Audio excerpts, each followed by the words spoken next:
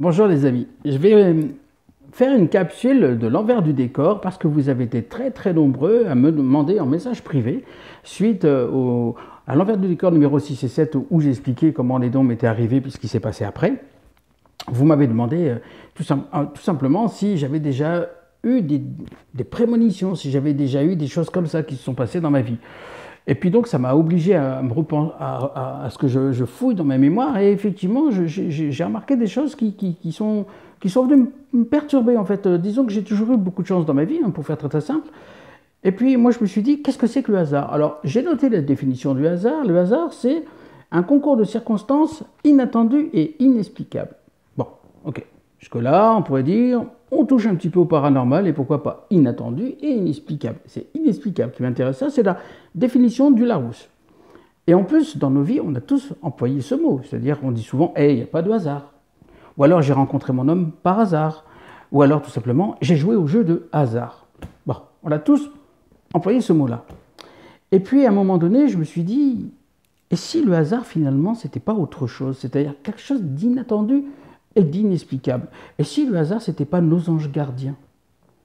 Et si le hasard, c'était pas une forme de récompense des interactions, c'est-à-dire des choses qu'on a pu poser dans notre vie? Alors, moi, comme vous avez été nombreux à me poser la question, c'était pertinent d'ailleurs de le faire, je me suis dit, donc je me suis replongé dans mon vécu, et là, j'ai découvert des choses, en y repensant bien, où je dirais que ma vie a changé vraiment positivement, comme par hasard. Alors, j'ai pris quelques exemples qui sont très marquants de mon existence à la fois professionnelle et scolaire.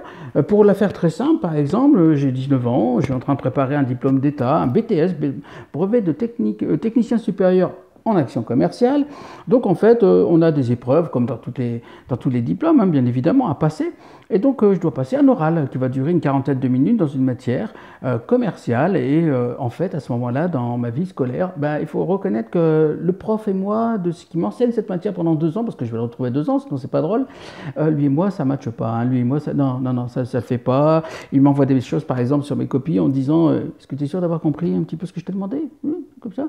Donc, vous voyez un peu. Alors moi, je suis un petit peu en mode rebelle, hein, je lui rends bien aussi, parce que voilà, je m'arrête pas là, mais voilà, ça le fait pas, ça file pas, puis c'est comme ça. Et puis, la veille de passer l'examen, c'est un mercredi, je vais le passer, le mardi soir, je vais saluer mon père, parce que je m'apprête à aller dormir un peu plus tôt que la moyenne, parce qu'il faut quand même être un peu opérationnel. Oui, d'autant plus qu'il peut m'interroger l'examinateur sur 72 chapitres et sous-chapitres, et de vous à moi, j'en maîtrise pratiquement aucun.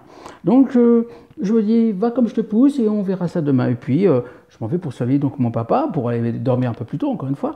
Et il est en train de regarder l'émission, parce qu'il vient de zapper, avec sa télécommande. Et puis, à l'époque, on est en 1992 encore, tout simplement, il n'y a que 6 chaînes en France. Et là, je suis sur M6, et il y a un magazine qui est très connu en France, qui s'appelle Capital. Ça présente des émissions qui présentent des entreprises, des nouveaux concepts, des choses dans le commerce. Et là, je dis, papa, si tu veux bien, parce qu'il y a le sommaire, et à l'intérieur de ce sommaire, j'ai un truc qui peut m'intéresser. Donc je dis à papa, est-ce que tu peux me laisser tourner ça, s'il te plaît? Mais mon fils, va coucher, demain, tu sois sérieux un petit peu. Hein. Je dis, ah papa, je vais regarder ça. Et puis je regarde l'émission, bye que bye, et j'arrive mercredi matin, tout frais quand même, malgré tout, devant la salle d'examen, et je suis le deuxième à passer, puis il y a déjà un candidat qui est là. Ok, jusque-là, tout va bien. Le gars, il sort, le candidat, il sort. Et il est en vrac. Oh. Bonne chance, hein. Ok. Bon. Je pense que. ok. Donc je rentre dans la salle d'examen, pardon, on fait les formalités, les papiers, machin. Et puis, en fait, il prend notre livre scolaire, hein, le manuel scolaire sur lequel pendant 2 ans, on était assidus dessus, surtout les autres et pas moi. Et puis, il fait, bon, on va choisir un sujet, vous avez quelque chose qui vous plaît? Ne bougez pas, on va le faire ensemble. Il ouvre le truc, le manuel, il fait comme ça, et pouf, il s'arrête. On prend ça. Et ça, je regarde, je fais... Et puis, je vais à ma table, je m'assois, je prépare mon examen. J'ai un grand 1, j'ai un grand 2, je fais grand 1, thème 1, grand 2, autre truc. Intro, conclusion, puis un mot là, comme ça, puis je suis comme ça. Il vient me voir, vous avez fini tout? Non, oui, tout va bien, oui, on peut passer. Et je suis resté en préparation peut-être 10 minutes. Et l'examinateur fait ok, encore genre dans sa tête, je peux l'imaginer, encore un mariole celui-là, tu vois. Donc je m'assois, et me voilà parti. Et quand je vous dis parti, c'est... Pourquoi? Parce que le sujet que j'avais entendu et regardé à la télé m'a passionné, c'est passionnant. Et ben moi, je lui ai rendu l'appareil. Voilà, je déroule mon truc, etc. Puis j'ai l'examinateur qui est comme ça. Il me pose des questions, il continue, il m'interroge, toujours sur le même sujet, ça avait été abordé. Je maîtrise, franchement, pouf, du feu de Dieu. Et puis à la fin, il me pose encore des questions. Je sors même du contexte en disant, parce que l'émission, on l'avait fait, oui, mais on peut encore aller plus loin, monsieur le professeur. Parce que si on fait ça, machin. Okay. Alors je lui dis, on termine, il est comme ça. Bon. Et puis je dis, au fait, je peux vous poser une question? Il me dit, oui, essayez toujours, hein, parce qu'il était un petit peu comme ça. Et je dis, est-ce que vous pensez que je vais avoir une bonne note? Ben, il me dit, écoutez, vous le verrez à la fin, ne vous en faites pas. En tout cas, merci. Puis il me dit, à bientôt. Pour me dire de sortir, comme tout le monde l'a compris. Puis au moment où je sors, il se lève, il me dit, attendez. Et il me serre la main. Il me dit, je voulais vous remercier parce que vous êtes un élève passionné et passionnant que j'aurais voulu avoir pendant ces 2 ans de scolarité. Franchement, votre professeur a beaucoup de chance. Ouais, on va lui dire. Je me sors de là, les examens, le jour J, des résultats arrivent et là, je découvre, j'ai 100% pour ici au Québec, 20 sur 20 en France, coefficient 5. Là, c'est un strike. Hein. Là, c'est fou, je te pousse tout le monde.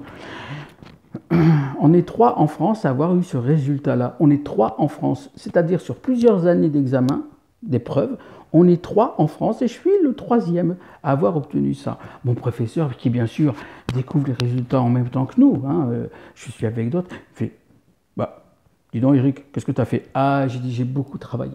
J'ai beaucoup travaillé. Hein, j'ai une petite fille, on ne lui dit pas, c'est tout. Et puis, dans ma vie professionnelle aussi, j'ai eu beaucoup de chance. Je suis commercial, je vais travailler chez Culligan. Vous savez, les adducteurs d'eau, à l'époque, on fait du porte-à-porte, on fait ça. Et puis, mes patrons ne comprennent pas un truc, parce que moi, quand je rentre chez quelqu'un, j'ai une particularité, c'est que quand j'ai la personne en face de moi, j'ai toujours su, les amis, j'ai toujours su si j'allais faire une vente, si j'allais pas faire de vente. Donc, je ne perdais pas mon temps là où je savais que pas. J'explique ça à mes patrons, j'explique ça parce qu'en plus, je deviens le leader en fait de la compagnie parce qu'à moi seul, je fais 40% du chiffre d'affaires, on est 11 commerciaux, les autres comprennent rien, et moi je trouve ça normal parce que je me dis, bah, voilà, quoi, le hasard, j'ai de la chance et tout.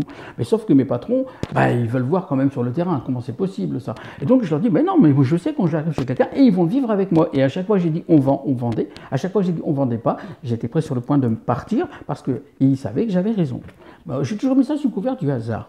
Et puis, à un moment donné, il y a eu un événement qui a marqué ma vie, quand même, beaucoup plus en profondeur, si je puis dire. C'est que moi, je suis étudiant là encore, je suis en train de préparer mon BTS et je suis logé chez mes parents. Et mon papa, comme vous le savez pour certains d'entre vous, est chef d'unité, il est commandant de brigade, et donc il est donc gendarme.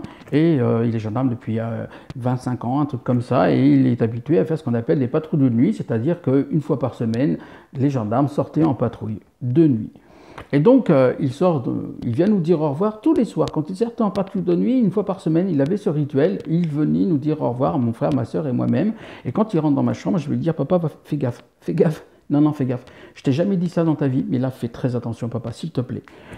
Et puis, la nuit se passe. Moi, je me réveille, 7h du matin, genre, pour aller à l'école, normal. Et puis, je vois mon père qui est là, comme tous les matins, il nous attend pour boire le café et déjeuner. C'était un rituel que nous avions en famille. Très beau rituel. Indépendamment de sa fatigue. Et puis, je le vois, il n'est pas comme d'habitude, il est perturbé, puis je me lève, et là, il me rejoint, il me serre fort dans ses bras, il se met à pleurer, et d'émotion, et je dis, papa, qu'est-ce qui se passe, s'il te plaît? Qu'est-ce qui se passe? Il me dit, tu te souviens que tu m'avais dit de ne pas aller vite, de ne pas faire les choses trop vite. Sache que dans la nuit, alors que la patrouille se terminait, on était appelé tout simplement parce qu'une alarme s'était déclenchée. Il a donc fallu qu'on se rende dans un lieu public, une mairie, l'alarme s'étant déclenchée, on y va avec les gyros et le gendarme Goudement qui conduit, parce que les chefs, c'est un chef, hein, donc il ne conduit pas, il fait conduire les autres, c'est une blague. Et en même temps, ils y vont, ils foncent, et puis il dit à son gendarme, stop, vas-y, cool, s'il te plaît. Alors l'autre gendarme ne comprend pas, mais mon père n'a pas envie de s'expliquer, il dit, stop, tu fais pas, s'il te plaît, tu vas calmement, et puis donc ils arrivent sur les lieux, sauf qu'une unité est déjà dépêchée sur place, qu'on appelle un PSIG, c'est des gens qui patrouillent, et mon père rejoint donc une unité, les gens viennent d'arriver, ou quasi, parce qu'il y a un gendarme qui est dehors de ce que mon père m'a dit, et les autres courent dans les étages, mon père se gare, et au moment où il descend de la voiture, des coups de feu éclatent. Sauf qu'il va s'avérer qu'en fait, tout simplement, l'un des gendarmes vient d'être touché, gravement blessé par un malfaiteur qui était embusqué et qui a fait feu sur des gendarmes, tout simplement. Donc mon père me dit, et tu sais quoi, il y avait de fortes chances et de probabilité que c'était ou le gendarme, c'était Michel, ou c'était moi. Donc comme j'avais vu j'avais vu le truc, on peut bien évidemment imaginer que tout simplement ce soit lui. Et puis il y a cette dernière anecdote aussi, où quand Noémie, ici au Québec, va à l'hôpital, elle va pas bien, elle est en mode j'en peux plus, elle fait de la température, 40 degrés de fièvre, on va arriver à l'hôpital. Aussi au Québec, on sait qu'on va passer entre 10, 12, 13 heures d'attente au niveau tout simplement de ça, des attentes. Eh bien, en fait, la personne qui va la recevoir s'appelle Noémie. Ma fille qui prend le ticket, elle est née le 6 juin. Le ticket, c'est le 66, 6-6, hein, 6 juin, 6-6. Et puis, la personne qui va l'ausculter, qui va vraiment s'occuper d'elle, c'est un ami d'une amie personnelle qui va dire « Ah bon, alors attends, bouge pas ». Alors, il a peut-être fait l'effort parce qu'on lui a dit ça ou pas. Toujours est-il, on a eu beaucoup de chance. Le hasard a bien frappé parce qu'on est arrivé un samedi après-midi, en plein après-midi à 17 h, je crois, un jour ça. Et il n'y a personne dans un hôpital qui est un CHU. Le hasard, 6-6, Noémie, un ami 2. Alors, c'est pour ça que je me pose la question, les amis. Est-ce que les hasards, qu'est-ce que le hasard? Est-ce que finalement, le hasard, c'est pas... Et si c'était Dieu qui passait incognito? Est-ce que ce ne serait pas une manière de nous remercier? Est-ce que ce ne serait pas une manière de nous dire... Est-ce que c'est vraiment du hasard? Parce que hein, le hasard, il fait bien les choses aussi. C'est une phrase qu'on dit, non? C'est pas une phrase que vous dites des fois? Et justement, moi, ça m'intéresse de savoir si... Parce qu'on dit que j'ai des dons aujourd'hui, c'est vrai. Mais si on y pense bien, est-ce qu'on n'a pas été guidé intuitivement? Est-ce qu'on n'a pas été guidé comme par hasard à faire quelque chose qui tombe comme par hasard merveilleusement bien? C'est pour ça que je me dis, est-ce que finalement, le hasard, ce ne serait pas Dieu qui passe incognito? Est-ce que ce ne serait pas nos anges gardiens? Est-ce que ce ne serait pas justement une forme de récompense ou un remerciement? Moi, ça m'interpelle. Et c'est pour ça que je me suis dit, le cas de mon papa est extraordinaire. Je veux dire, là, la probabilité, parce que c'est la seule fois dans ma vie que je vais dire, comme par hasard, papa, ne va pas là-bas, s'il te plaît. Comme par hasard. Hein? Comme par hasard. Ouais. Allez, on va dire ça, le hasard. Merci beaucoup, les amis. Et je vous dis à bientôt pour une nouvelle capsule de l'envers du décor. Et merci parce que vous êtes de plus en plus nombreux à les regarder. Eh bien, j'ai de plus en plus de choses à vous dire. Merci beaucoup et à très bientôt pour un nouvel épisode de l'envers du décor. À bientôt.